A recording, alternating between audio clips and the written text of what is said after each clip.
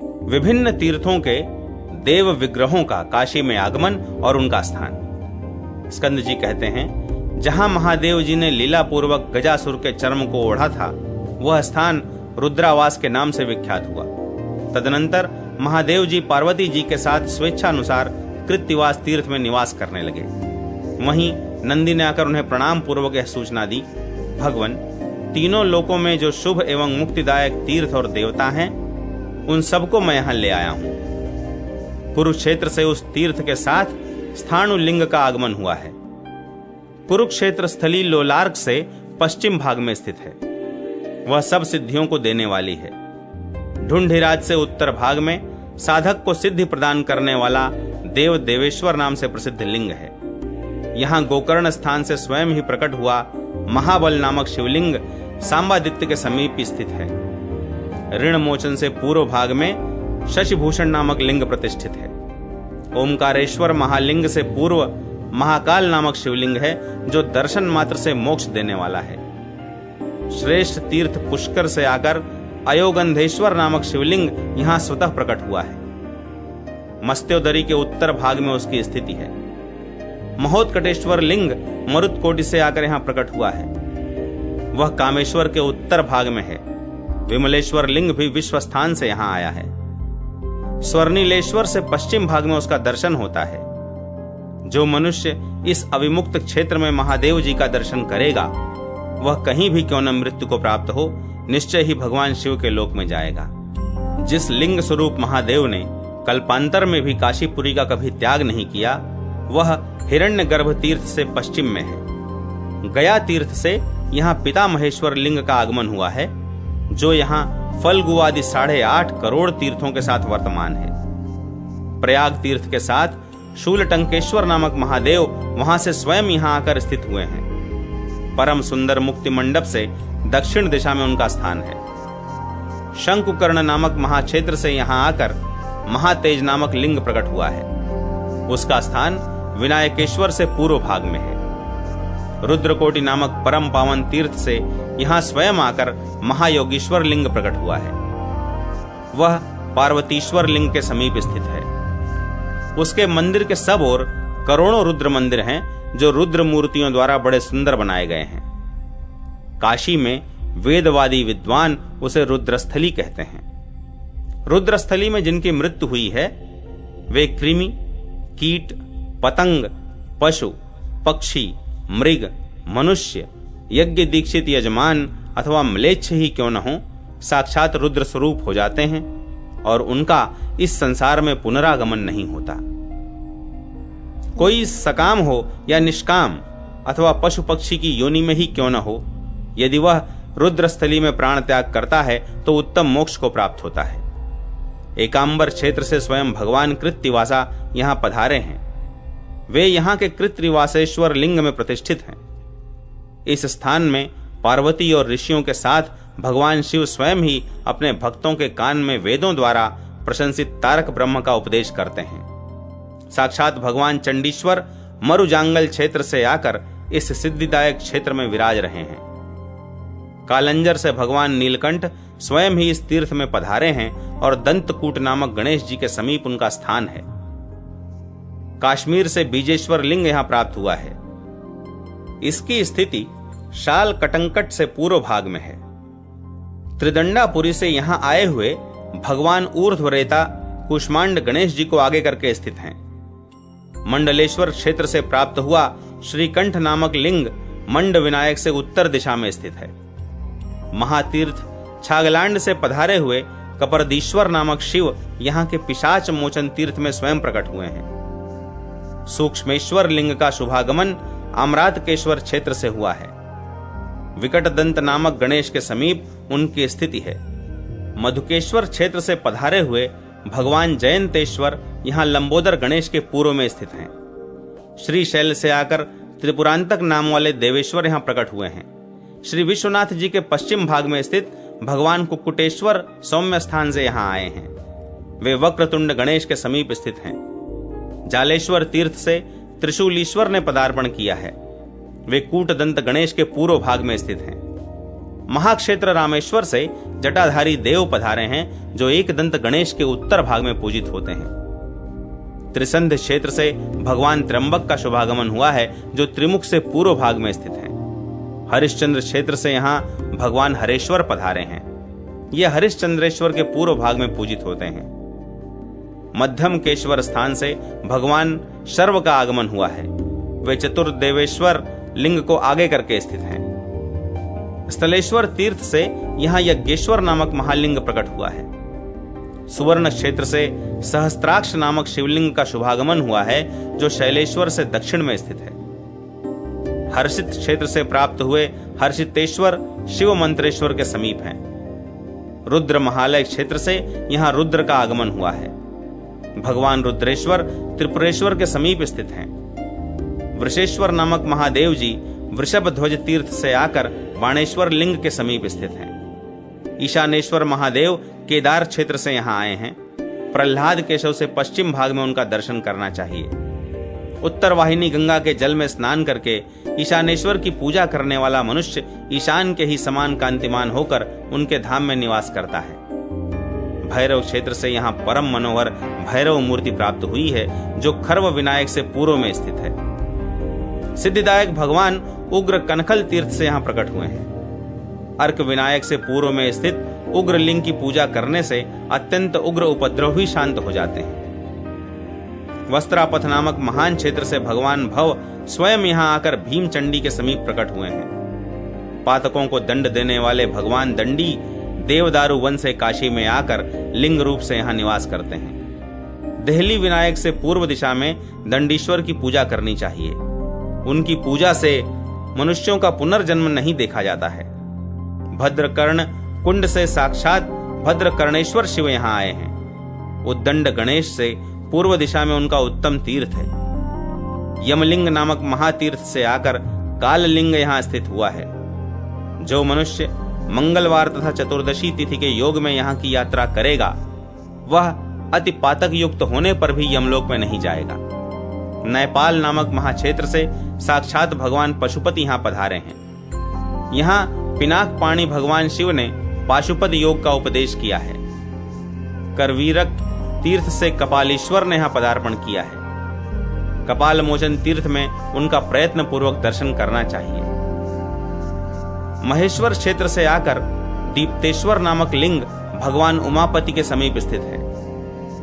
गंगा सागर तीर्थ से अमरेश लिंग का शुभागमन हुआ है। सप्त गोदावरी तीर्थ से भगवान भीमेश्वर पधारे हैं और लिंग रूपी होकर यहाँ निवास करते हैं। भूतेश्वर क्षेत्र से आकर भस्मगात्र नामक लिंग यहाँ स्थित हुआ है, जो भीमेश्वर से दक्षिण भाग में है। नकुलेश्वर तीर्थ से भक्त भयहारी भगवान स्वयंभू नामक शिव पधार कर काशी में स्वयं प्रकट हुए हैं। प्रयाग तीर्थ के समीप धरणी वराह नामक देव का मंदिर है, जो विंध्याचल से यहाँ प्राप्त हुआ है। कर्णिकार क्षेत्र से आए हुए कर्णिकार नामक गणेश जी पूज्य हैं। हिमकूट पर्वत से विरूपाक्ष नामक शिवलिंग यहाँ आकर प्रकट हुआ है, जो कि महेश्वर से दक्षिण में स्थित हुआ है। हरिद्वार से हिम के समान कांतिमान हिमस्थेश नामक लिंग का आगमन हुआ है, जो ब्रह्मनाल से पश्चिम में दर्शन करने योग्य है। कैलाश से गणेश जी तथा अन्य महाबली 7 करोड़ पार्षद यहाँ पधारे हैं। उन सब ने 7 स्वर्ग के समान दुर्ग बनाए हैं। फिर काशी के चारों ओर उन्होंने पर्वत के समान ऊंचा परकोटा तैयार किया है। साथ ही गहरी खाई भी तैयार की है, जो मत्स्योदरी के जल से भरी हुई है। बाहर और भीतर के भेद से मत्स्योदरी 2 भागों में विभक्त है। उसका जल गंगा के जल से मिला हुआ है, अतः वह महातीर्थ के रूप में प्रसिद्ध है। जब संहार मार्ग से अर्थात उल्टा बहकर गंगा जी का जल इस मत्स्योदरी में फैलता है, तब मत्स्योदरी तीर्थ का जल भारी पुण्य से ही प्राप्त होता है। उस समय सूर्य ग्रहण और चंद्र ग्रहण होने पर पर्व 100 कोटि गुना होकर प्राप्त होता है। मत्स्योदरी में जहां कहीं भी स्नान करके जो मनुष्य पितरों को पिंड दान करते हैं, वे फिर कभी माता के गर्भ में शयन नहीं करते। जब गंगा का जल चारों ओर फैल जाता है, तब यह अविमुक्त क्षेत्र मत्स्य के आकार का दिखाई देता है। गंधमादन पर्वत से आकर भूर्भुवः नामक लिंग यहाँ स्वयं प्रकट हुआ है, जो गणेश जी से पूर्व भाग में स्थित है। पाताल गंगा सहित हाटकेश्वर महालिंग स्वयं 7 पाताल तल से यहां आकर प्रकट हुआ है। वह लिंग ईशानेश्वर से पूर्व में है। आकाश के नक्षत्र लोक से यहां ज्योतिर्मय लिंग आकर प्रकट हुआ है। यह तारकेश्वर लिंग ज्ञानवापी से पूर्व भाग में स्थित है। पूर्व काल में महादेव जी ने जहां किरात रूप धारण किया था, उस किरात तीर्थ से किरातेश्वर लिंग यहां आकर प्रकट हुआ है। लंकापुरी से मरुकेश्वर नामक लिंग का आगमन हुआ है। वह नैऋत्य भाग में स्थित होने के कारण नैऋतेश्वर नाम से भी प्रसिद्ध है और पौलत्स राघव से पश्चिम दिशा में पूजित होता है। स्थल तीर्थ से आया हुआ परम पुण्यमय जलप्रिय लिंग यहां गंगा जी के जल में स्थित है। कोटीश्वर तीर्थ से आया हुआ श्रेष्ठ लिंग ज्येष्ठेश्वर के पश्चिम भाग में विराजमान है। बड़वानल के मुख से प्रकट हुआ अनलेश्वर नामक लिंग यहां नलेश्वर के अग्रभाग में स्थित है। देवों के देव त्रिलोचन महादेव वीरज तीर्थ से यहां आकर अनादि सिद्ध त्रिविष्टप लिंग में स्थित हैं। अमरकंटक से आकर ओमकारेश्वर महादेव यहां के पुण्यमय पिलपिला तीर्थ में प्रकट हुए हैं। जब यहां गंगा नहीं आई थी और जिस समय त्रिलोकी का उद्धार करने के लिए यहां काशीपुरी का आविर्भाव हुआ था, तभी से वह आदिलिंग प्रकट हुआ है। भगवान, इस प्रकार मैं इन सब स्थानों के श्री विग्रहों को काशीपुरी में ले आया हूं। अपने अपने स्थान में तो उन्हें अंश मात्र से ही रख छोड़ा है। उन सब देवताओं के यहाँ गगनचुंबी सुंदर मंदिर भी बन गए हैं। महेश्वर, अब इस समय मेरे लिए क्या आज्ञा है जिसका पालन करूं? यदि कोई कार्य हो तो उसे कृपा पूर्वक बतावें। स्कंद जी कहते हैं, नंदी की यह बात सुनकर देव देवेश्वर शिव जी ने कहा, यह तुमने बहुत अच्छा किया। अब चंडिकाओं को उपयुक्त कार्यों में नियुक्त करो। यहां 9 करोड़ चामुंडाएं रहती हैं। उनके देवता, भूत, वेताल और भैरव भी उनके साथ ही हैं। उनको पुरी की रक्षा के कार्य में लगाओ और प्रत्येक दुर्ग में उनको बसाओ। इस प्रकार आज्ञा देकर महादेव जी पार्वती के साथ त्रैविष्टप क्षेत्र में चले गए। नंदी ने परमेश्वर शिव की आज्ञा को शिरोधार्य करके सब दुर्गाओं को बुलाया और उन्हें प्रत्येक दुर्ग में यथास्थान पर बसाया। दैत्यों सहित दुर्गमासुर का देवी और उनकी शक्तियों के साथ युद्ध। स्कंद जी कहते हैं, अगस्त्य, पूर्व काल में दुर्ग नामक एक महान दैत्य हुआ था, जो तीव्र तपस्या करके पुरुष मात्र से अवध्य होने का वरदान प्राप्त कर चुका था। वह रुरु दैत्य का पुत्र था।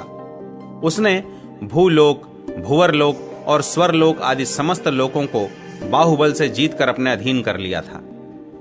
उसके भय से पीड़ित होकर ब्राह्मण वेदाध्ययन नहीं कर पाते थे। उसके दुर्घर्ष सैनिकों ने यज्ञशालाओं का विध्वंस कर दिया था।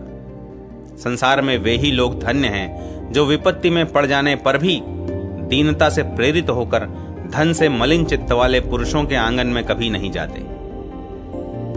किसी के सामने छोटा न बनकर शान से मर जाना भी अच्छा है, परंतु संसार में लघुता से युक्त अमरत्व भी प्राप्त हो तो वह अच्छा नहीं है। लोक में उन्हीं का जीवन सफल है और वे ही पुण्यात्मा हैं जिनका चित्त रूपी समुद्र विपत्ति में भी गंभीरता का त्याग नहीं करता। जगत में कभी संपत्ति प्राप्त होती है और कभी विपत्ति। भाग्यवश इन दोनों को प्राप्त करके भी धीर पुरुष अपनी धीरता न छोड़े। जो आपत्ति में पड़ने पर दीनताग्रस्त होकर मरता है, उसके इहलोक और परलोक दोनों नष्ट हो जाते हैं। इसलिए दीनता को त्याग देना चाहिए। जो आपत्ति में भी धैर्य नहीं छोड़ते, उनकी धीरता से तिरस्कृत होकर इहलोक या परलोक में कहीं भी विपत्ति फिर उनके पास नहीं आती। स्वर्ग का राज्य छिन जाने पर देवता लोग भगवान महेश्वर की शरण में गए। तब सर्वज्ञ शिव जी ने उस असुर का नाश करने के लिए देवी को आदेश दिया। भगवान महेश्वर की आज्ञा पाकर भवानी ने देव समूह को अभयदान देकर युद्ध के लिए उद्योग किया। उन्होंने कमनीय कांति से तीनों लोकों में सर्वाधिक सुंदरी रुद्र शक्ति कालरात्रि को बुलाकर उस देवद्रोही दैत्य को युद्ध के लिए ललकारने के निमित्त भेजा। कालरात्रि ने उस दैत्य के पास जाकर कहा, दैत्यराज, तू त्रिभुवन की संपत्ति का त्याग कर दे। त्रिलोकी का राज्य इंद्र को प्राप्त हो और तू रसातल को चला जा, जिससे वेदवादियों की संपूर्ण वैदिक क्रियाएं बेरोक टोक चलती रहें। यदि तुझे अपने बल का थोड़ा भी घमंड हो तो युद्ध के लिए आ जा, अन्यथा इंद्र की शरण ले। इन दोनों में से जो उचित जान पड़े वही कर। महाकाली का यह वचन सुनकर दैत्यराज दुर्ग क्रोध से जल उठा और सेवकों से बोला, पकड़ो, पकड़ लो इसे। इसी को प्राप्त करने के लिए मैंने देवर्षियों तथा राजाओं को बंदी बनाया है। आज मेरे सौभाग्य का उदय होने से यह अनायास ही प्राप्त हो गई। अंतःपुर के रक्षकों, इसे मेरे अंतःपुर में ले जाओ। दैत्यराज के ऐसा कहने पर जब रनिवास के रक्षक उस देवी को लेने के लिए आए, तब उसने दैत्यराज से कहा, दैत्यराज, हम लोग तो दूतियां हैं। दूतियां सदैव परवश होती हैं। कोई क्षुद्र पुरुष भी दूत को कभी पीड़ा नहीं देते। फिर जो तुझ जैसे महाबली हैं, राजा हैं, वे ऐसा कैसे कर सकते हैं? हम लोगों की जो स्वामिनी हैं, उनको संग्राम में जीतकर तू हम जैसी सहस्त्रों स्त्रियों का यथेष्ट उपभोग कर सकता है। कालरात्रि का यह वचन सुनकर काम और क्रोध से मोहित हुए असुर ने मृत्यु की दूती के तुल्य उस एक ही दूती को अपने लिए बहुत माना और अंतःपुर के रक्षकों को आदेश दिया कि इसे शीघ्र रनिवास में पहुंचाओ। दैत्य की यह आज्ञा पाकर अंतःपुर की रक्षा करने वाले सब खोजे उसे पकड़ने का उद्योग करने लगे, किंतु देवी ने उन्हें पास आते ही हुंकार जनित अग्नि से शीघ्र भस्म कर दिया। यह देख दैत्यराज दुर्ग ने 30,000 दैत्यों को भेजा और कहा, दानवों, इस दुष्टा को पाशों से बांधकर शीघ्र ले आओ। दैत्यराज का यह आदेश पाकर बड़े बड़े दैत्यों ने उसे पकड़ने का प्रयास किया, परंतु देवी के निश्वास वायु से आहत होकर सब दूर चले गए। तदनंतर देवी कालरात्रि वहां से उड़कर आकाश मार्ग से गमन करने लगी। तब सहस्त्रों महादैत्य उनके पीछे लग गए। दैत्यराज दुर्ग ने भी दैत्यों की असंख्य सेना के साथ प्रस्थान किया।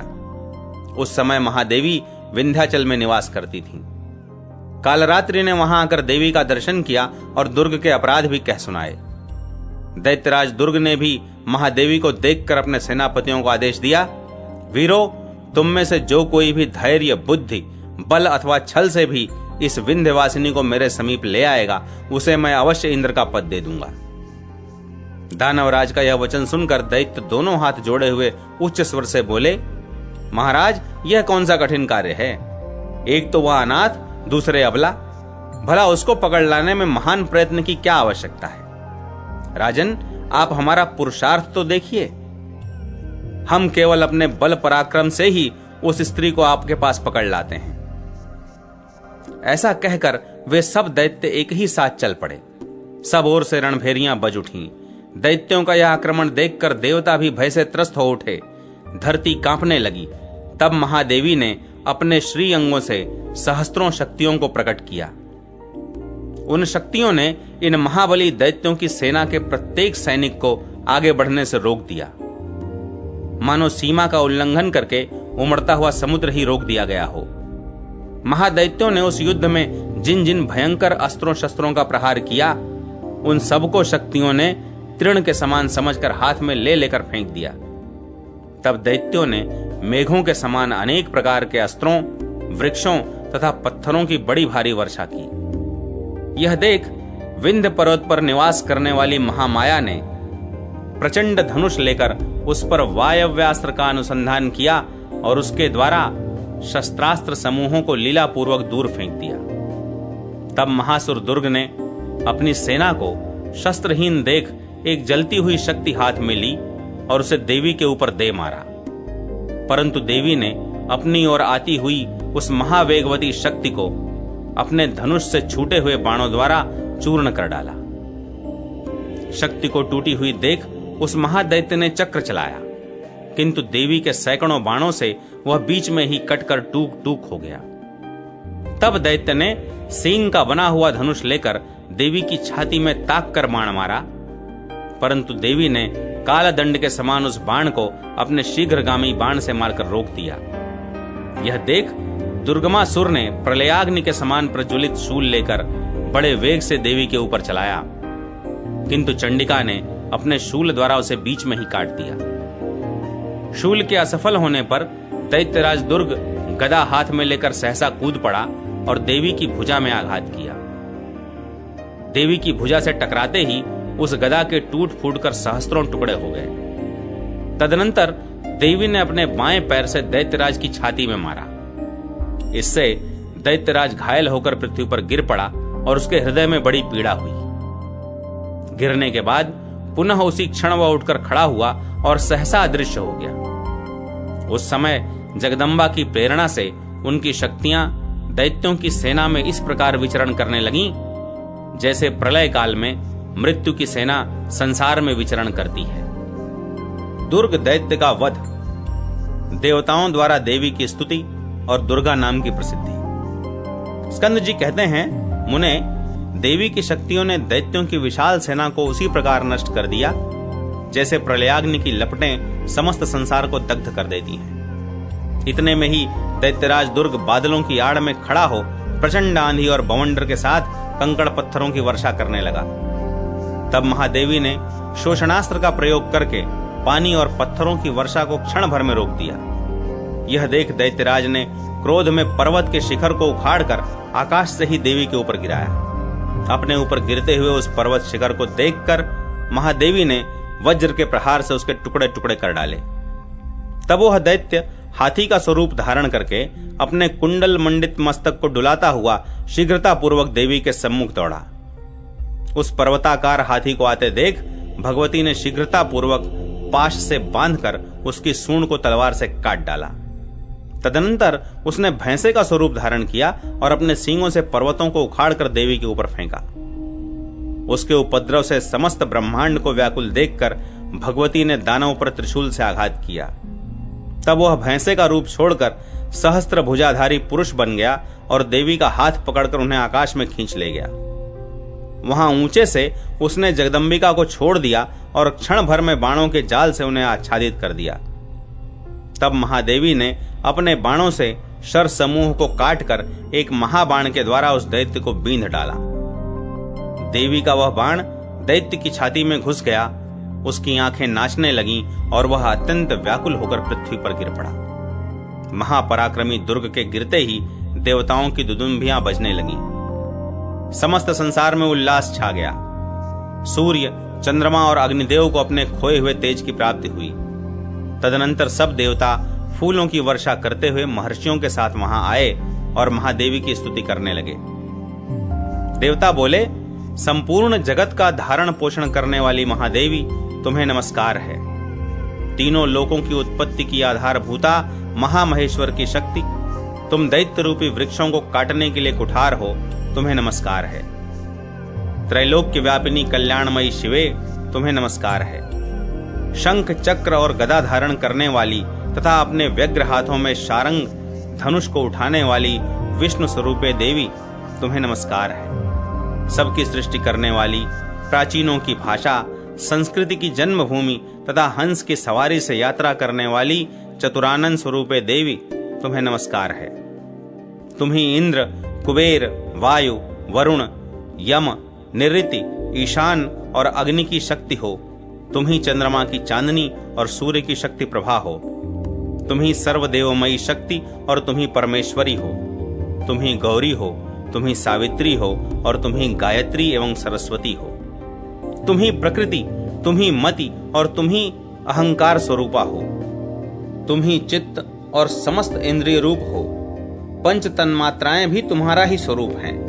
पंचभूत स्वरूपा जगदम्बिके, तुम्हें नमस्कार है। तुम ही शब्दादि विषय रूपिणी हो। तुम ही इंद्रियों की अधिष्ठात्री देवी हो। देवी, तुम ही ब्रह्मांड की सृष्टि करने वाली हो तथा इस ब्रह्मांड के भीतर भी तुम ही व्याप्त हो। महादेवी, तुम ही पराशक्ति और तुम ही परापर स्वरूपा तथा तुम ही पर और अपर से भी परे रहने वाली परमात्म स्वरूपिणी हो। ईशानी, तुम ही स्वरूपा हो, सर्वरूपा हो और तुम ही सर्वव्यापिनी निराकार स्वरूपा हो। महामाये, तुम ही चित्त शक्ति, तुम ही स्वाहा और तुम ही स्वधा हो। अकृत स्वरूपे वशट और वौशट भी तुम्हारे ही स्वरूप हैं। तुम ही प्रणव हो तथा अन्य सब मंत्र भी तुम्हारे ही स्वरूप हैं। ब्रह्मा आदि सब देवता तुमसे ही उत्पन्न हुए हैं। धर्म, अर्थ, काम और मोक्ष ये चारों वर्ग तुम्हारे ही स्वरूप हैं। चारों पुरुषार्थ रूपी फल का उदय तुम ही से होता है। यह संपूर्ण विश्व तुम ही से उत्पन्न हुआ है, तुम ही में स्थित है और तुम ही में इसका लय होता है। तुम ही जगत की आधार शक्ति हो। दृश्य, अदृश्य, स्थूल और सूक्ष्म रूप से जो कुछ उपलब्ध होता है, सब में तुम ही शक्ति रूप से विद्यमान हो। तुम्हारे बिना कहीं किसी भी वस्तु की स्थिति नहीं है। प्रणत जनों को सदा शरण देने वाली देवी, मातः आज तुमने महादैत्यपति दुर्ग को, जो स्वभाव से ही देवताओं के विरुद्ध दैत्य सेना को प्रेरित करता रहता था, मारकर हमारी रक्षा की है। तुम्हारे सिवा दूसरा कौन है जिसकी शरण में हम जाएं? तुम ही हमें शरण देने वाली हो। अहो, इस युद्ध में वह दुर्ग नामक दैत्य तुम्हारे अमृतमय दृष्टिपात को पाकर जो मृत्यु के अधीन हुआ है, यह बड़ी ही अद्भुत बात है। भवानी, आज हम लोगों ने यह जान लिया कि तुम्हारी दृष्टि में पड़कर कोई दुष्ट भी दुर्गति को नहीं प्राप्त होता। देवी, आपकी शस्त्राग्नि में पतंगों की भांति जलकर भी दैत्य लोग सूर्य की सी कांति प्राप्त करके दिव्य धाम को जा रहे हैं। सच है, संत पुरुष दुष्टों के प्रति भी दुष्ट बुद्धि नहीं करते, अपितु साधुओं के प्रति जैसा स्नेह रखते हैं, वैसा ही स्नेह उन दुष्टों के प्रति भी रखकर उन्हें अपना मार्ग प्रदान करते हैं। मृडानी, हम तुम्हारे चरणों में नतमस्तक हैं। तुम सदा सब ओर से हमारी रक्षा करो। भवानी, तुम प्रति क्षण पग पग पर विपत्तियों से हम सबकी रक्षा करो। इस प्रकार जगदम्बा की स्तुति करके ऋषि, गंधर्व और चारणों सहित इंद्र आदि संपूर्ण देवताओं ने जगदम्बा के चरणों में बारंबार प्रणाम किया। तब संतुष्ट हुई जगन्माता महादेवी ने उन श्रेष्ठ देवताओं से कहा, आज से सब देवता पहले की भांति अपने अपने अधिकारों का पालन करें। तुम लोगों ने जो यह मेरी यथार्थ स्तुति की है, इससे मैं बहुत संतुष्ट हूं, अतः तुम्हें दूसरा वरदान देती हूं। जो मनुष्य पवित्र भाव से भक्ति पूर्वक इस स्तुति द्वारा मेरा स्तवन करेगा, उसकी विपत्ति का मैं पग पग पर नाश करूंगी। संग्राम में अत्यंत दुर्गम दुर्ग नामक दैत्य को मार गिराने के कारण आज से मेरा दुर्गा नाम प्रसिद्ध होगा। जो मुझ दुर्गा की शरण में आएंगे, उनकी कभी दुर्गति नहीं होगी। यह वज्र पिंजर नाम वाली दुर्गा स्तुति पुण्य की वृद्धि करने वाली है। देवताओं को इस प्रकार वरदान देकर महादेवी उसी समय अंतर्ध्यान हो गईं और स्वर्गवासी देवता भी अपने अपने स्थान को चले गए। कुंभज, इस प्रकार महादेवी का नाम दुर्गा हुआ। काशी में अष्टमी, चतुर्दशी एवं विशेषतः मंगलवार को दुर्गति नाशिनी दुर्गा देवी का सदैव पूजन करना चाहिए। नवरात्र में प्रयत्न पूर्वक प्रतिदिन पूजित हुई दुर्गा देवी समस्त विघ्न समूहों का नाश और सद्बुद्धि प्रदान करेंगी। काशी में दुर्गा कुंड के भीतर स्नान करके समस्त दुर्गम पीड़ाओं का नाश करने वाली दुर्गा देवी की विधिवत पूजा करने वाला मनुष्य 9 जन्मों के पाप को त्याग देता है। दुर्गा देवी अपनी शक्तियों के साथ सब ओर से काशी की रक्षा करती हैं। महादेवी की उन कालरात्रि आदि शक्तियों का प्रयत्न पूर्वक पूजन करना चाहिए। जो मनुष्य नाना शक्तियों से युक्त इस दुर्ग विजय नामक पुण्यमय अध्याय को श्रवण करता है, वह दुर्गम संकट से शीघ्र ही पार हो जाएगा। काशी के 28 प्रमुख लिंगों का संक्षिप्त वर्णन तथा ओंकारेश्वर के प्राकट्य की कथा। ब्रह्मा जी के द्वारा ओंकारेश्वर का स्तवन और उनकी महिमा। अगस्त जी ने पूछा, षडानन, जगदम्बा पार्वती जी के साथ त्रिलोचन महादेव के समीप जाकर भगवान शिव ने क्या किया? स्कंद जी बोले, अगस्त जी, त्रिलोचन लिंग के समीप जाने पर माता पार्वती देवी ने भगवान शिव से कहा, देवदेव विश्वनाथ, आप सर्वव्यापी तथा सब कुछ देने वाले हैं। आप ही सबके साक्षी तथा जनक हैं। आपका परम प्रिय यह क्षेत्र कर्मजनित रोग की औषधि है, मोक्ष लक्ष्मी का लीला निकेतन है। मुझे भी यह क्षेत्र अत्यंत प्रिय है। इस क्षेत्र के एक एक धूलि कण के समक्ष संपूर्ण त्रिलोकी भी तिनके के समान है। फिर इस संपूर्ण तीर्थ की महिमा को कौन जान सकता है? प्रभो, मैं यह जानना चाहती हूं कि इस काशी धाम में कौन कौन से शिवलिंग अनादि सिद्ध हैं, जिनका जन्म भर में एक बार भी पूजन करने से काशी में स्थित संपूर्ण लिंग पूजित हो जाते हैं। मुझे उन सब का परिचय दीजिए। देवी का यह वचन सुनकर महेश्वर ने कहा, प्रिय, जिनके नामों का उच्चारण करने मात्र से समस्त पाप क्षीण हो जाते हैं और पुण्य राशि की प्राप्ति होती है, ऐसे स्थूल, सूक्ष्म एवं रत्न निर्मित शिवलिंग काशी में असंख्य हैं। अनेकों धातुमय लिंग हैं और बहुत से प्रस्तरमय लिंग भी हैं। इनमें बहुतेरे तो स्वयंभू हैं, स्वतः प्रकट हुए हैं और बहुत से देवताओं एवं ऋषियों द्वारा स्थापित किए हुए हैं। सुंदरी, तुमने जिन शिवलिंगों का परिचय पूछा है उनका वर्णन करता हूं। वे लिंग कलयुग में अत्यंत गोप्य होंगे, परंतु उनका प्रभाव अपने अपने स्थान का परित्याग नहीं करेगा। जो कलयुग के पाप से पुष्ट हो रहे हैं तथा जो दुष्ट, नास्तिक और शठ हैं, वे इन सिद्ध लिंगों के नाम भी नहीं जान सकेंगे। उनमें से प्रथम ओमकार लिंग है, दूसरा त्रिलोचन, तीसरा महादेव, चौथा कृत्तिवासा, पांचवां रत्नेश्वर, छठा चंद्रेश्वर, सातवां केदारेश्वर, आठवां धर्मेश्वर, नवां वीरेश्वर, 10वां कामेश्वर, 11वां विश्वकर्मेश्वर, 12वां मणिकर्णेश्वर, 13वां अविमुक्तेश्वर और 14वां विश्वेश्वर महालिंग है। प्रिय, ये 14 लिंग कल्याण के हेतु हैं। इनका समुदाय ही मुक्ति क्षेत्र कहा गया है। ये सब इस क्षेत्र के अधिष्ठाता देवता हैं और आराधना करने पर मोक्ष लक्ष्मी प्रदान करते हैं। प्रिय, इस आनंद कानन में देहधारियों की मुक्ति के लिए ही ये 14 महालिंग परम पूजनीय माने गए हैं। प्रत्येक मास की मंगलमयी प्रतिपदा से लेकर चतुर्दशी तक इन प्रधान प्रधान लिंगों की यत्न पूर्वक यात्रा करनी चाहिए। जो इन 14 महालिंगों की आराधना करता है उसकी इस संसार मार्ग में कभी पुनरावृत्ति नहीं होती। यह काशी तीर्थ का अनुपम कोश है। इसको जहां तहां सब ओर प्रकाशित नहीं करना चाहिए। देवी, बहुत बड़ी विपत्ति में भी इन लिंगों के नामों का उच्चारण किया जाए तो ये सब दुख हर लेते हैं। यह इस क्षेत्र का परम गोपनीय रहस्य है। गिरिराज कुमारी, ये 14 लिंग मेरे सामीप्य की प्राप्ति कराने वाले तथा अविमुक्त धाम के हृदय हैं। प्रिय, इस क्षेत्र में निश्चय ही सबकी मुक्ति होती है। ऐसी जो प्रसिद्धि है उसमें ये मेरे 14 महालिंग ही कारण हैं। जिन भक्तों ने आनंद वन में इन लिंगों का चिंतन किया है वे ही व्रतधारी और तपस्वी हैं। जिन्होंने दूर से भी इन लिंगों का दर्शन कर लिया है वे ही उत्तम योगाभ्यासी और महादानी हैं। तदनंतर भगवान शंकर ने अपने भक्तों के हित के लिए पार्वती देवी से अन्य लिंगों का भी इसी प्रकार परिचय दिया। शैलेश्वर, संगमेश्वर, स्वर्लिनेश्वर, मध्यमेश्वर, हिरण्यगर्भेश्वर, ईशानेश्वर, गोमरेक्षेश्वर, वृषभध्वजेश्वर, उपशांतेश्वर, ज्येष्ठेश्वर, निवासेश्वर, शुक्रेश्वर, व्याघ्रेश्वर और जम्बुकेश्वर। ये 14 लिंग भी काशी के महत्वपूर्ण आयतन हैं। इनकी सेवा से भी मनुष्य मोक्ष को प्राप्त होता है। वैशाख कृष्ण प्रतिपदा से लेकर चतुर्दशी तक श्रेष्ठ पुरुषों को इन लिंगों की पूजा करनी चाहिए। देवी, इनमें से एक एक लिंग की महिमा का भी कहीं आदि अंत नहीं है। पार्वती जी बोली, समस्त कारणों के ईश्वर महादेव, आपने जो यह कहा है कि पूर्वोक्त लिंगों में से एक एक लिंग भी काशी में परम मोक्ष का कारण है, इससे मेरी उत्सुकता बहुत बढ़ गई है। जिनके नाम श्रवण से भी समस्त पापों का अपहरण हो जाता है, उन 14 लिंगों में से प्रत्येक की महिमा का वर्णन कीजिए। ओमकारेश्वर लिंग का स्वरूप क्या है, उनकी क्या महिमा है, पूर्व काल में किसने इनकी आराधना की थी और आराधित होने पर इन्होंने उसे कौन सा फल प्रदान किया था।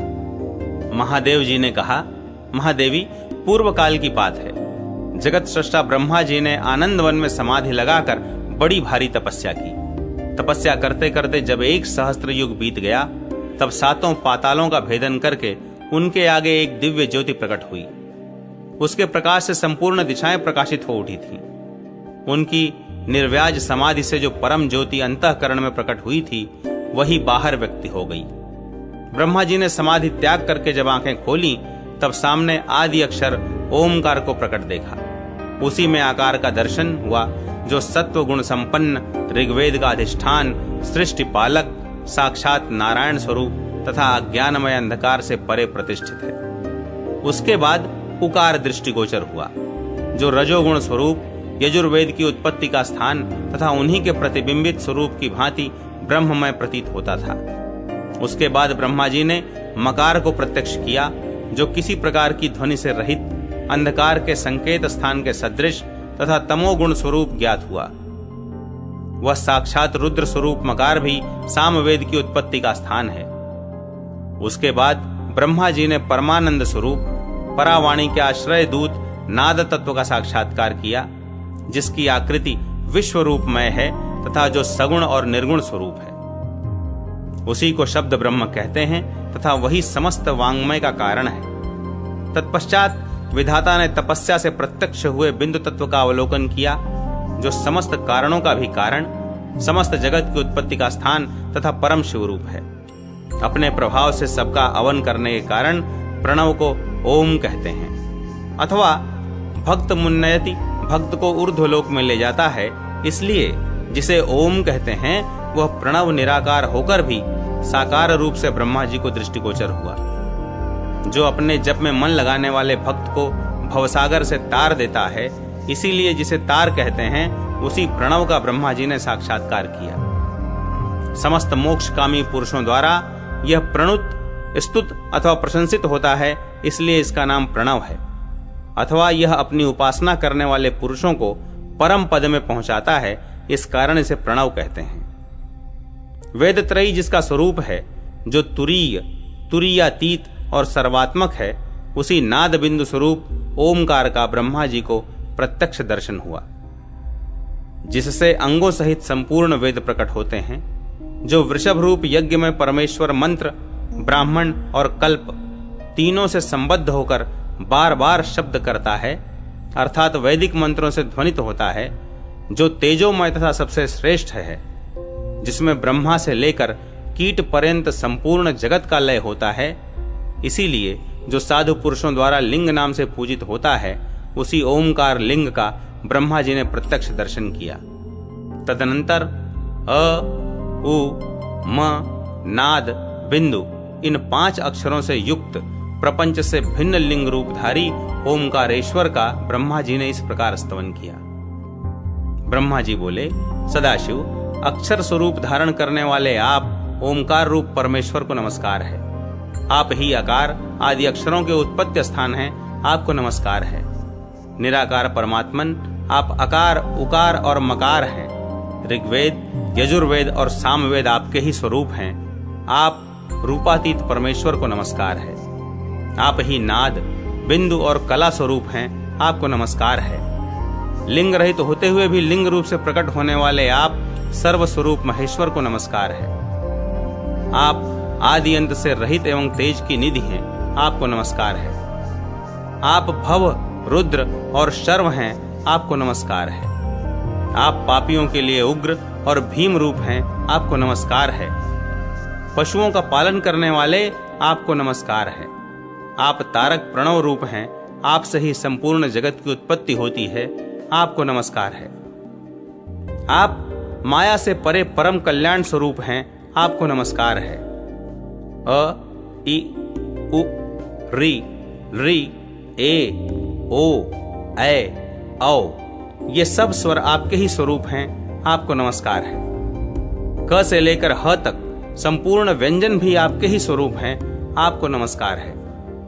उदात्त, अनुदात्त और स्वरित रूप आपको बार बार नमस्कार है। ह्रस्व, दीर्घ और प्लुत के नियंता तथा विसर्ग सहित वर्ण स्वरूप आपको नमस्कार है। अनुस्वार रूप आपको नमस्कार है। अनुनासिकमय आपको नमस्कार है। निर्नुनासिक अक्षर तथा दंत और तालु से उच्चारित होने वाले वर्ण आपके ही स्वरूप हैं, आपको नमस्कार है। ओष्ठ और हृदय से निकलने वाले अक्षर भी आपसे भिन्न नहीं है। ऊष्मा और अंतःस्थ वर्ण आपके ही स्वरूप हैं, आपको नमस्कार है। आप ही प्रत्येक वर्ग के पंचम वर्ण हैं, आपको नमस्कार है। आप पिनाक धारण करने वाले हैं, आपको नमस्कार है। आप ही निषाद और निषादों के स्वामी हैं, आपको नमस्कार है। वीणा, वेणु और मृदंग आदि वाद्य भी आपके ही स्वरूप हैं, आपको नमस्कार है। उच्च और गंभीर ध्वनि स्वरूप आपको नमस्कार है। आप पापियों के लिए घोर और भक्तों के लिए अघोर रूप धारण करते हैं, आपको नमस्कार है। आप ही तान स्वरूप हैं, आपको नमस्कार है। आप ही 21 मूर्छनाओं के पति हैं, आपको नमस्कार है। स्थायी और संचारी के भेद से द्विविध भाव रूप आपको नमस्कार है। आप ताल प्रिय, ताल स्वरूप तथा लास्य और तांडव नृत्य को प्रकट करने वाले हैं, आपको नमस्कार है। तौर्यत्रिक आपका स्वरूप है। आप नृत्य गान और वाद्य के बड़े प्रेमी हैं तथा भक्ति पूर्वक नृत्य गान एवं वाद्य के द्वारा आपकी आराधना करने वाले भक्तों को आप मोक्ष लक्ष्मी प्रदान करते हैं, आपको नमस्कार है। स्थूल और सूक्ष्म आपके ही स्वरूप है। दृश्य और अदृश्य रूप धारण करने वाले आपको नमस्कार है। अर्वाचीन और प्राचीन सब आपके ही स्वरूप हैं, आपको नमस्कार है। वाणी का विस्तार भी आपका ही रूप है। आप समस्त वांग्मय प्रपंच से परे हैं, आपको नमस्कार है। एक अनेक रूप तथा सत असत के स्वामी आपको नमस्कार है। शब्द ब्रह्म आपको नमस्कार है। परब्रह्म आपको नमस्कार है। वेदांत के द्वारा जानने योग्य आपको नमस्कार है। वेदों का पालन करने वाले आपको नमस्कार है। आप वेद स्वरूप हैं, आपका रूप वेदगम्य है, आपको नमस्कार है। पार्वती पते आपको नमस्कार है। जगदीश्वर आपको नमस्कार है। देव देवेश्वर दिव्य पद प्रदान करने वाले देव आपको नमस्कार है। महेश्वर परम कल्याणकारी आपको बारंबार नमस्कार है। जगदानंद चंद्रशेखर मृत्युंजय आप त्रिनेत्रधारी शिव को नमस्कार है। पिनाक एवं त्रिशूल धारण करने वाले आपको नमस्कार है। आप भक्तों का विषाद दूर करते हैं। आप ही ज्ञान हैं, ज्ञान ही आपका स्वरूप है। आप सर्वज्ञ शिव को नमस्कार है। योग सत्तम आप ही योगियों को योग सिद्धि प्रदान करने वाले हैं। तपोधन आप ही तपस्वी लोगों को तपस्या का फल देते हैं। आप ही मंत्र रूप हैं और आप ही मंत्रों के फलदाता हैं। आप ही महादान देने वाले और आप ही महादान के फल हैं। आप ही महायज्ञ और उसके फलदाता हैं। आप ही सर्वगत सब कुछ देने वाले और सबके साक्षी हैं। सर्वभोक्ता सर्वकर्ता और सर्वसंहारकारी भी आप ही हैं। योगियों के हृदय आकाश में निवास करने वाले शिव आपको नमस्कार है। आप ही विष्णु रूप से शंख चक्र और गदा धारण करके तीनों लोकों का पालन करते हैं। जगत पालक सत्व स्वरूप आपको नमस्कार है। आप ही सृष्टि रचना के ज्ञाता ब्रह्मा होकर इस विश्व की सृष्टि करते हैं। रजोगुण प्रधान रूप धारण करके भी आप रजोहीन मोक्ष पद प्रदान करने वाले हैं। आप ही कल्प के अंत में कालाग्नि रुद्र होकर महाप्रलय आरंभ करते हैं। कल्प के आदि में आप ही अपने दृष्टिपात मात्र से पुरुष और प्रकृति रूप से महत्व आदि संपूर्ण जगत को पुनः प्रकट कर देते हैं।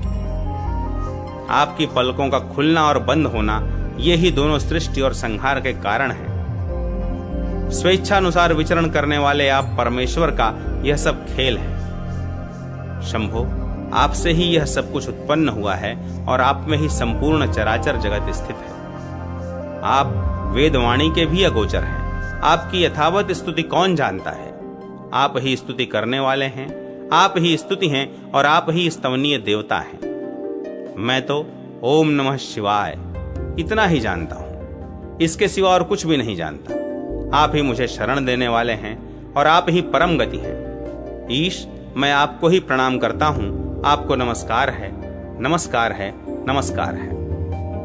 इस प्रकार बार बार कहकर ब्रह्मा जी ने ओमकार नामक महालिंग रूपधारी महेश्वर को पृथ्वी पर दंड की भांति गिरकर साष्टांग प्रणाम किया। महादेव जी कहते हैं, पार्वती ब्रह्मा जी द्वारा की हुई उस उत्तम एवं अद्भुत स्तुति को सुनकर मैं बहुत संतुष्ट हुआ और मैंने ब्रह्मा जी से कहा, चतुरानन मैं तुम पर बहुत प्रसन्न हूं, वर मांगो।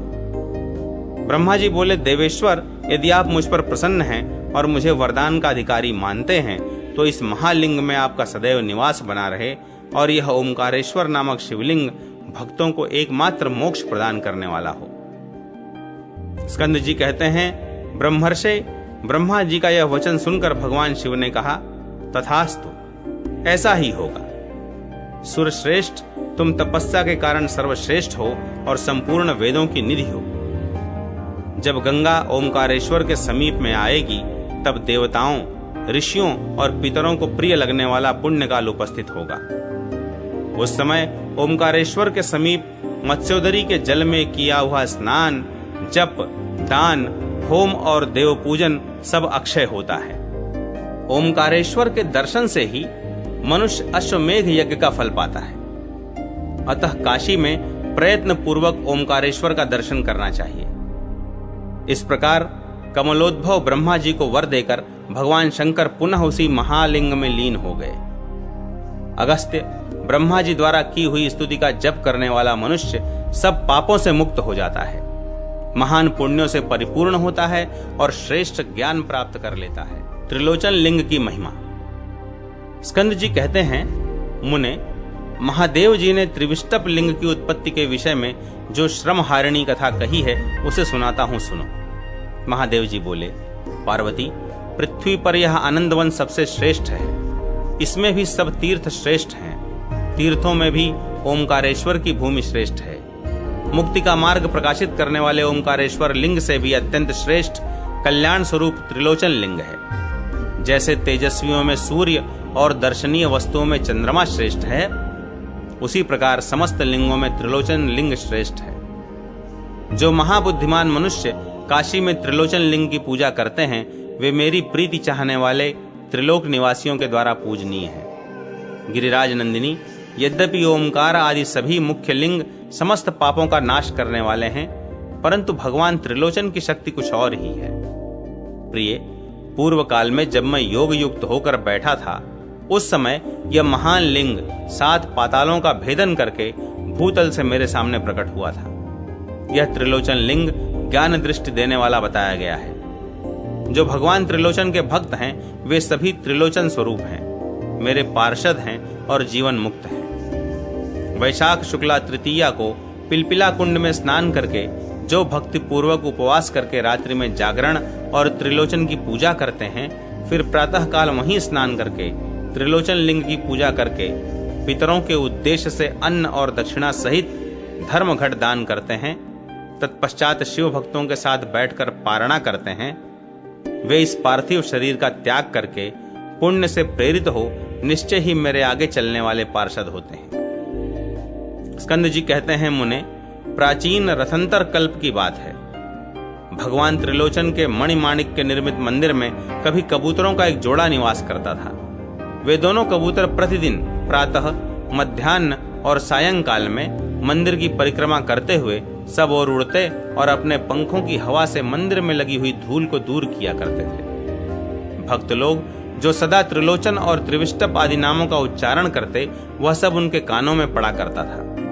उन दोनों पक्षियों के नेत्रों में मंगल आरती की दिव्य ज्योति पड़कर उन्हें भक्तजनों की चेष्टाएं दिखाती थी। कभी कभी तो वे युगल पक्षी वहां का कौतुक देखते हुए चारा चुगने की भी चिंता छोड़ देते और स्थिर चित्त से वहीं ठहर कर दर्शन करते थे। वहां से उड़कर किसी अभीष्ट स्थान को नहीं जा पाते थे। भक्तजनों से भरे हुए उस मंदिर के चारों ओर बिखरे चावल के दानों को चुगते चुगते वे परिक्रमा किया करते थे। भगवान त्रिलोचन के दक्षिण भाग में चतुस्तोत्र स्विनी का सुंदर जल था। तृषा से आतुर होने पर वे उसी का जल पीते और कभी कभी उसमें स्नान भी कर लेते थे। इस प्रकार त्रिलोचन के समीप उत्तम चेष्टा के साथ विचरते हुए उन पक्षियों के बहुत वर्ष बीत गए। तदनंतर देव मंदिर के स्कंद भाग में गवाक्ष के भीतर सुखपूर्वक बैठे हुए उन दोनों पक्षियों को एक बाज ने बड़ी क्रूर दृष्टि से देखा। एक दिन वह बाज फिर आया। तब डरी हुई कबूतरी ने कहा, प्रियतम, यह स्थान दुष्ट की दृष्टि से दूषित हो गया है, अतः इसको त्याग देना चाहिए। यह सुनकर कबूतर ने अवहेलना पूर्वक कहा, प्रिय, वह मेरा क्या कर लेगा? कबूतरी बोली, जो उपद्रव आने पर भी अपने स्थान को छोड़कर अन्यत्र नहीं चला जाता, वह पंगु नदी के किनारे के वृक्ष की भांति नाश को प्राप्त होता है। नाथ, जब तक यह काल रूपी बाज हम लोगों से बहुत दूर है, तभी तक तुम मुझे त्याग कर भी दूर चले जाओ, क्योंकि तुम्हारे जीवित रहने पर इस भूतल में कुछ भी दुर्लभ नहीं होगा। तुम्हें पुनः स्त्री, मित्र, धन और गृह प्राप्त हो जाएगा। यदि पुरुष ने स्त्री और धन के द्वारा भी अपने आप की रक्षा कर ली, तो राजा हरिश्चंद्र की भांति उसे इस लोक में सब कुछ मिल जाता है। यह आत्मा ही प्रिय बंधु है और यह आत्मा ही महान धन है। धर्म, अर्थ, काम और मोक्ष का उपार्जन करने वाला भी यह आत्मा ही है। जब तक आत्मा में क्षेम है, तभी तक त्रिलोकी में क्षेम है। किंतु उत्तम बुद्धि से युक्त पुरुष उस क्षेम को भी यश के साथ प्राप्त करना चाहते हैं। जिस क्षेम में सुयश का अभाव है, उससे तो मृत्यु ही अच्छी है। पुरुष जब नीति के मार्ग पर चलता है, तभी उसे यश की प्राप्ति होती है। अतः नाथ, इस नीति के मार्ग का श्रवण करके इस स्थान से अन्यत्र चले जाइए। उत्तम बुद्धि वाली अपनी स्त्री कपोती के ऐसा कहने पर भी कबूतर उस स्थान से नहीं निकला। तब प्रातः काल आकर उस बलवान बाज ने कपोत के निकलने के मार्ग को रोक लिया और उससे कहा, कपोत, तुझे धिक्कार है, तुझमें तो जरा भी पौरुष नहीं है। अरे दुर्बुद्धि, या तो युद्ध कर या मेरी बात मानकर यहां से निकल भाग। यदि भूख से क्षीण होकर तू यहां प्राण देगा तो तुझे पीछे निश्चय ही नरक में जाना पड़ेगा। उत्तम बुद्धि वाले मनुष्य पुरुषार्थ का आश्रय लेकर संकट से मुक्त होने के लिए प्रयत्न करते हैं। इस प्रकार बाज के फटकारने और पत्नी के उत्साह दिलाने पर कबूतर अपने दुर्ग के द्वार पर आकर उस बाज से युद्ध करने लगा। बेचारा भूख प्यास से पीड़ित था, अतः बलवान बाज ने उसे पंजों से पकड़ लिया और कबूतरी को भी चोंच में दबा लिया। इस प्रकार उन दोनों को पकड़कर बाज शीघ्र ही आकाश में उड़ गया। तब कबूतरी ने कहा, नाथ, यह स्त्री है, ऐसा समझकर तुमने मेरी बातों की उपेक्षा की, इसी से आज इस अवस्था को प्राप्त हुए हो। क्या करूं, मैं अबला हूं, परंतु अब भी मैं तुम्हारे हित की बात कहती हूं, तुम बिना विचारे ही उसका पालन करो। जब तक मैं इसकी चोंच में पड़ी हूं और जब तक यह पृथ्वी पर पहुंचकर स्वस्थ नहीं हो पाता है, तब तक ही तुम अपने को इसके चंगुल से छुड़ाने के लिए इस शत्रु के पंजे में चोंच मारो। पत्नी की यह बात सुनकर कबूतर ने वैसा ही किया। फिर तो पैर में पीड़ा होने से बाज बहुत देर तक ची ची करता रहा।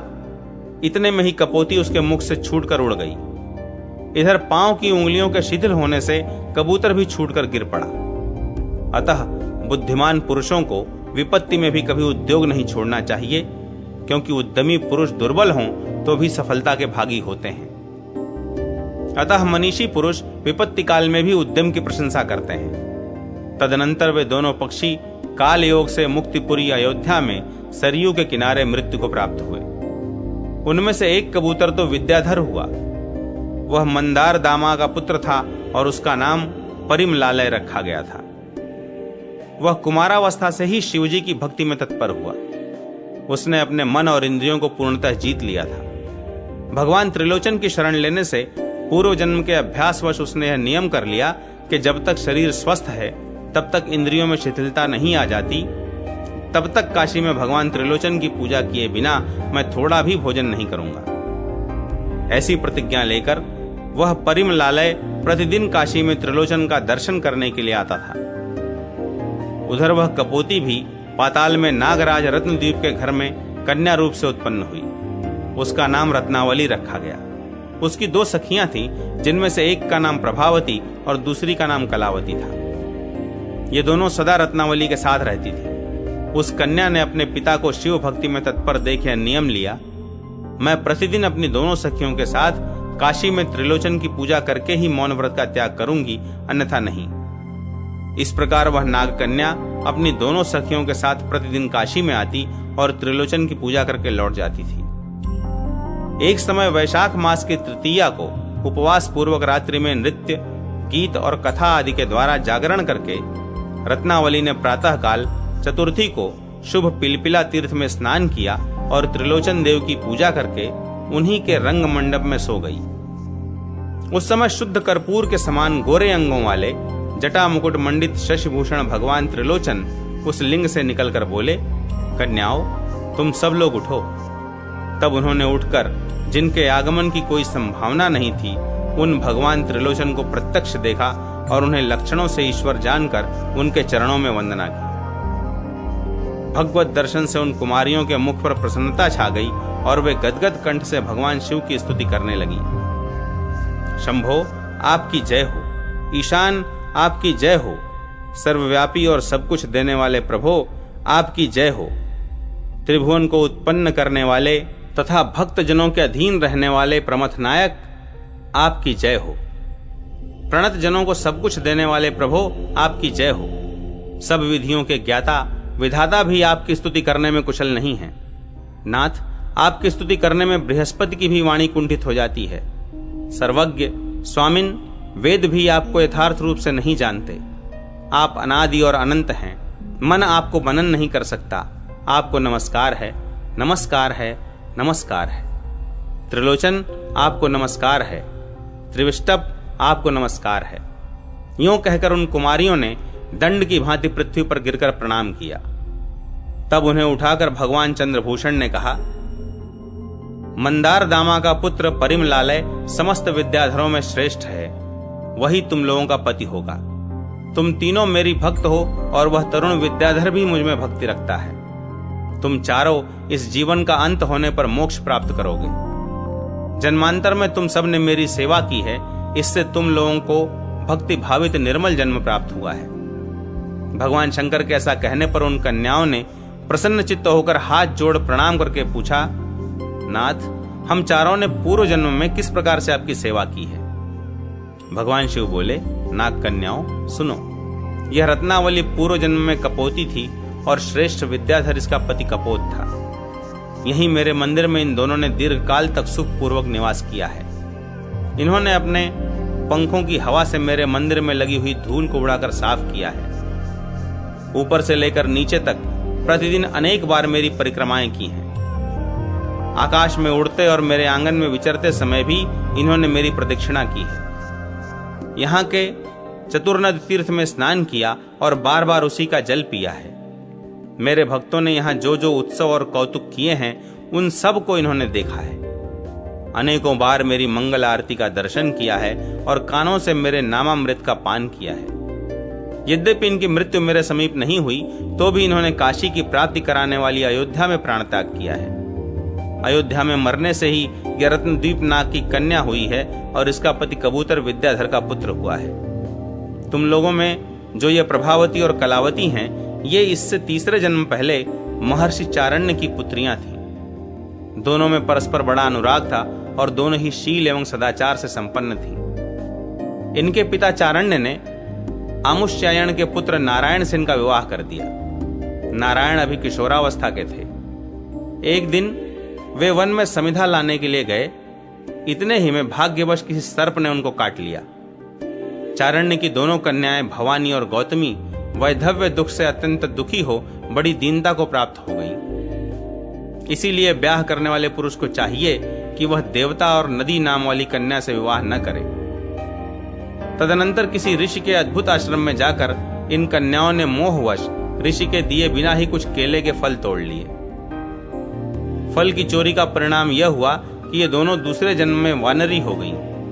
परंतु इन्होंने शील और सदाचार की रक्षा की थी, अतः उस धर्म के प्रभाव से इनका जन्म काशी में हुआ। वे नारायण ब्राह्मण सर्प से डसे जाने पर भी अपने पिता की सेवा रूप व्रत के प्रभाव से काशी में कबूतर हुए। इस प्रकार यह विद्याधर युवक जन्मांतर में इन दोनों का भी पति रह चुका है और इस समय भी तुम तीनों का पति होगा।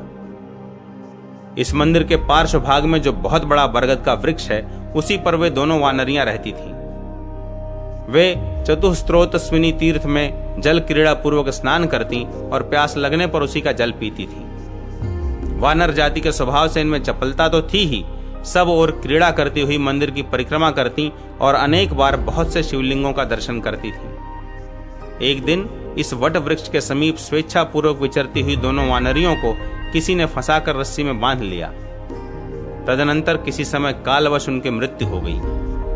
काशी निवास जनित पुण्य और भगवान त्रिलोचन की सेवा एवं प्रदक्षिणा आदि के पुण्य से वे दोनों नाग कुमारियां हुई हैं। अब तुम तीनों ही विद्याधर कुमार परिमलालय को पति रूप में प्राप्त करके स्वर्गीय भोगों का उपभोग करोगी और अंत में काशी में आकर यहीं मृत्यु को प्राप्त हो मुक्ति को प्राप्त होगी।